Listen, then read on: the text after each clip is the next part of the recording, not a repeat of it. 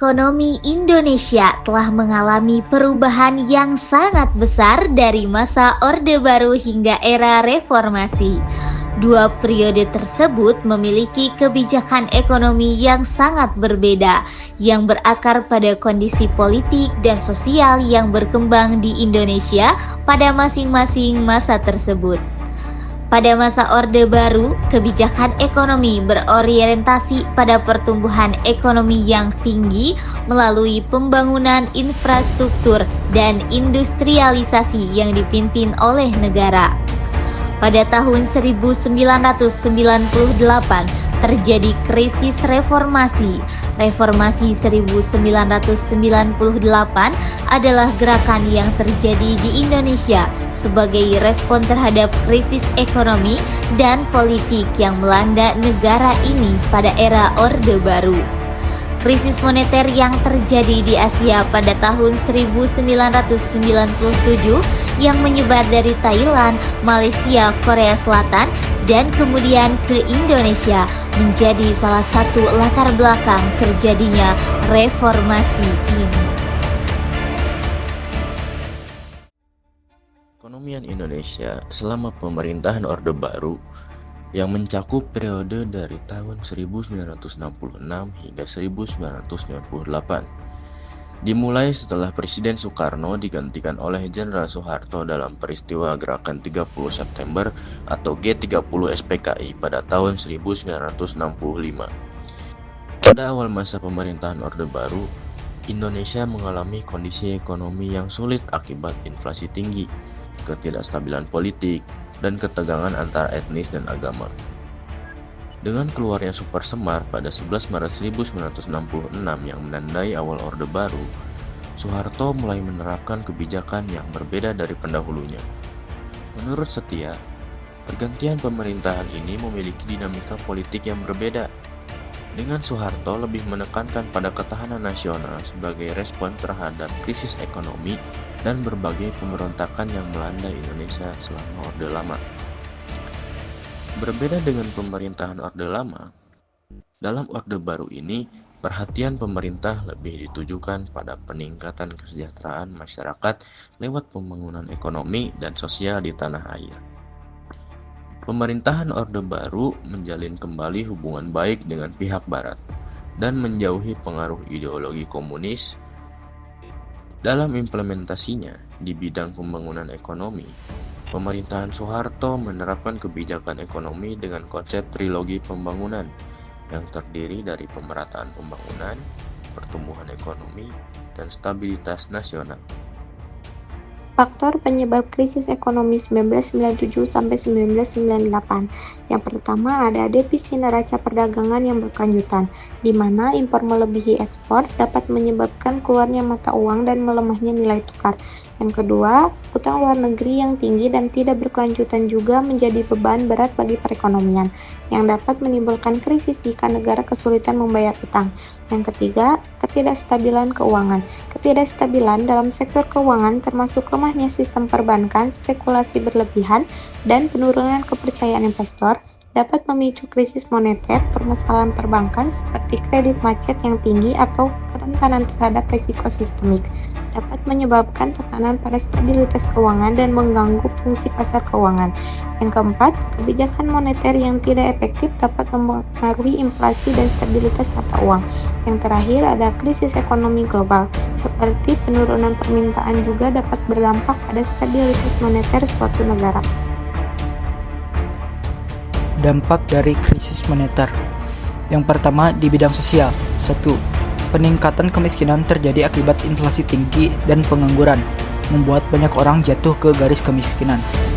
Pendapatan real menurun, sementara biaya hidup naik, sehingga kebutuhan dasar sulit terpenuhi. 2. Kesenjangan sosial melebar, karena krisis yang lebih merugikan kelompok berpenghasilan rendah dan menengah, sementara orang kaya dapat melindungi kekayaan mereka. 3. Penurunan kualitas pendidikan terjadi karena anggaran pendidikan berkurang, dengan banyak keluarga sulit membayar biaya sekolah. 4. Akses layanan kesehatan menurun karena anggaran pemerintah dikurangi. 5. Peningkatan kejahatan muncul akibat kesulitan ekonomi. 6. Tekanan ekonomi menyebabkan pada sebuah keluarga sehingga menyebabkan perceraian. 7. Migrasi terjadi saat orang mencari pekerjaan baik di dalam maupun luar negeri. 8. Dampak pada generasi muda terlihat dari tingginya pengangguran di kalangan mereka. Yang kedua, di bidang politik. 1. Ketidakstabilan pemerintahan. 2. Peningkatan popularitas oposisi. 3. Munculnya populisme. 4. Pergeseran kebijakan. 5. Tekanan internasional. Kebijakan ekonomi pada era reformasi. Era reformasi dimulai pada tahun 1998, menandai babak baru dalam perjalanan bangsa Indonesia. Setelah hampir 32 tahun kekuasaan Orde Baru, Indonesia memasuki masa transisi yang penuh tantangan. Krisis moneter yang melanda Asia tak terkecuali Indonesia menyebabkan perekonomian nasional runtuh. Inflasi melonjak hingga 100% dan ribuan perusahaan terpaksa melakukan PHK massal. Di tengah situasi genting ini, Presiden B.J. Habibie tampil sebagai pemimpin pertama di era reformasi. Dengan membentuk Kabinet Reformasi Pembangunan, Habibie memulai berbagai langkah penyelamatan ekonomi, mulai dari restrukturisasi perbankan, kebijakan pemisahan ABRI menjadi TNI dan Polri, hingga menekan angka PHK yang terus meningkat. Pertumbuhan ekonomi yang sempat minus 7,7% perlahan bangkit menjadi 5%. Habibie juga mengesahkan lebih dari 60 undang-undang demi memperjelas arah reformasi ekonomi bangsa. Tongkat estafet kepemimpinan kemudian berpindah ke Abdurrahman Wahid atau yang akrab disapa Gus Dur. Kondisi ekonomi menunjukkan tanda perbaikan. Gus Dur menghapus Departemen Penerangan, melakukan penghematan anggaran, dan menetapkan nama Papua sebagai pengganti Irian Jaya. Ia juga dikenal sebagai Bapak Pluralisme, merangkul seluruh keragaman suku, agama, dan etnis di Indonesia. Dari Habibie hingga Gus Dur, kebijakan ekonomi era reformasi adalah catatan penting perjuangan bangsa keluar dari krisis multidimensi. Meski penuh lika-liku, semangat reformasi tetap menjadi pondasi bagi pembangunan ekonomi Indonesia hingga saat ini. Selanjutnya, keadaan dan kebijakan ekonomi pada masa Megawati Soekarno Putri. Setelah Presiden Abdurrahman Wahid turun, Megawati menjadi Presiden Indonesia yang kelima. Pemerintahannya menghadapi inflasi yang sangat berat, dengan tingkat inflasi mencapai 7,7% pada Juli 2001. Inflasi tahunan selama periode Juli 2000 sampai Juli 2001 mencapai 13,5%. Sangat mengkhawatirkan karena target APBN 2001 hanya 9,4%. Sektor perbankan menjadi penghambat pemulihan ekonomi dengan kualitas yang sangat rendah. Rendahnya pertumbuhan ekonomi disebabkan kurangnya investasi swasta akibat ketidakstabilan politik dan hukum. Kebijakan yang dibuat dengan Kabinet Gotong Royong yang dibentuk pada 2001 berfokus pada sektor ekonomi. Program kerja Megawati yang paling besar adalah pembentukan Lembaga Pemberantasan Korupsi KPK pada tahun 2002. Lalu ada juga keadaan dan kebijakan ekonomi pada masa Susilo Bambang Yudhoyono atau biasa kita sebut dengan SBY. Perjalanan ekonomi Indonesia di bawah Presiden Susilo Bambang Yudhoyono mengalami banyak perubahan. Ekonomi menjadi fokus utama pemerintahannya untuk mencapai kesejahteraan. Meskipun perekonomiannya meningkat, kesejahteraan rakyat justru malah menurun. Kebijakan SBY termasuk kenaikan harga bahan bakar minyak dianggap tidak mendukung rakyat.